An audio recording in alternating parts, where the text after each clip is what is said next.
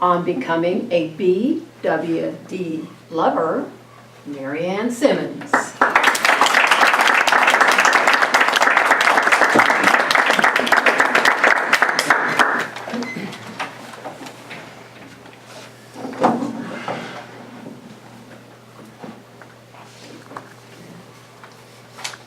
We were a family of cat people, long on the Siamese persuasion. We did have a couple of family dogs, one a beagle named Yahtzee Bigay. My dad had done his public health service on the Navajo Indian Reservation as a young doctor. It was an unusual dog name, but my dad had an odd sense of humor. Yahtzee in Navajo means little. Bigay is a surname from the Navajo word Bigay, meaning his or her son. Little son, that makes sense, as my parents were blessed with 2 daughters. This so complements the fact that I had always been told that I wasn't actually their firstborn. It was a Siamese cat named Wei Ling, a popular Chinese name that, when you remove the hyphen, is Wailing, which befits the nature of most Siamese. I digress. Back to dog stories. We had another dog, a big barrel-chested Dalmatian that some medical students had found injured by the side of the road. My dad had gone back to school to become an orthopedic surgeon and was a student older than average. His young fellow students looked to him for advice and support, so he promptly helped sneak the dog into the operating room where they set its leg and hip. What better way to get a little orthopedic practice, right? Again, I digress. This is supposed to be my dog story.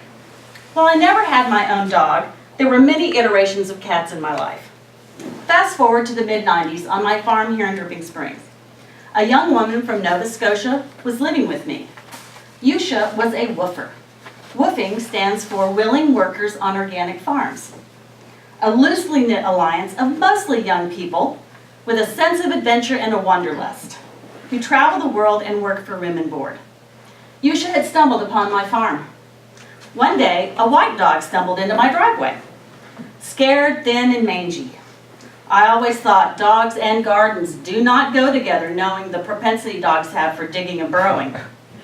But Yusha was a rescue all dogs dog lover and implored me to do something.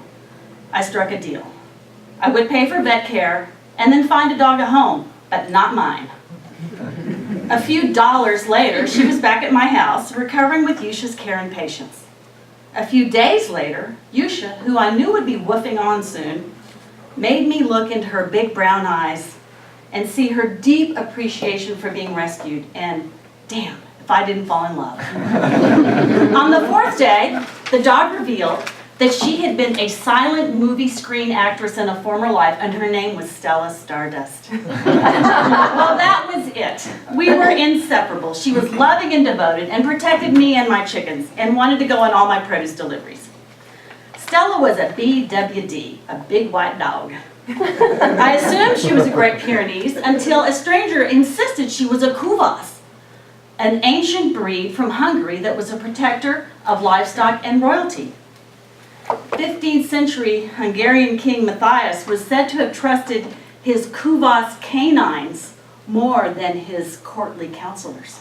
To learn about the breed, I read dog books and joined Kuvas Fanciers of America. The San Antonio Kennel Club was having a dog show soon, and a fellow fancier invited me to attend so that we could meet fellow dogs and dog people. There was a rescue show category in the contest, and she encouraged us to enter. Stella, who had always carried herself with the elegance and grace of her former actress days, was going to get to show off her beauty and poise. The morning of the show was freezing and cold and drizzling. There was Stella in my kitchen window, looking all excited, tail wagging, saying, "I am all ready." I stepped outside to pat her good morning, and I noticed and smelled something strange. It was then I saw that she was smeared in cow poop.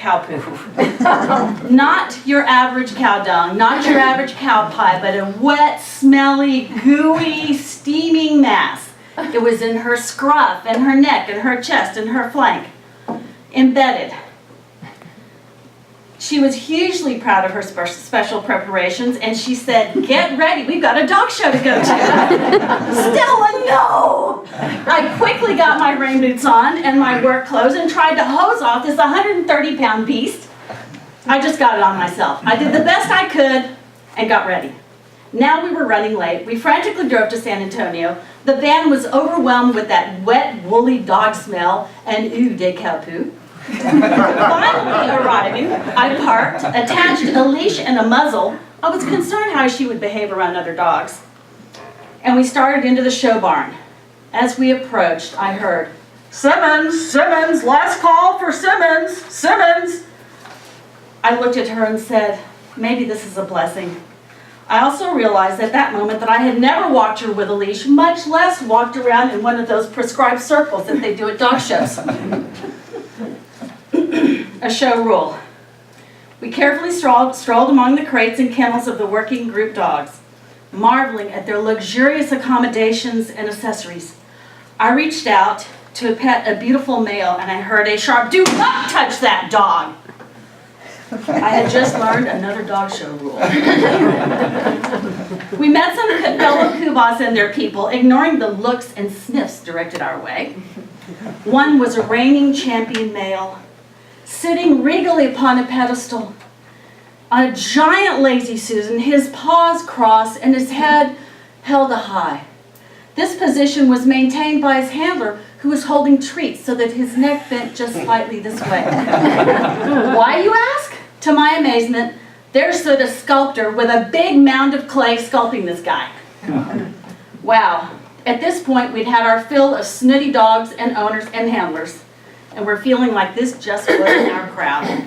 Then a fancy lady walked up to us, and she looked way down her wrinkled nose, and she said, "Oh my, she must be a country dog." To which I replied, "No ma'am, she's a working dog and a good one." That was it. Stella snapped at a prima donna pooch prancing by, and we decided to make a clean getaway before things got ugly. We hightailed it for the exit, hopped into the van, and headed for home. Our gaze met in the rearview mirror, and we agreed, definitely not our kind. But we were glad we did it and realized that her careful cow pie preparations and missing our curtain call had indeed been a blessing. And then I knew I was a bona fide, cap-wearing BWD lover.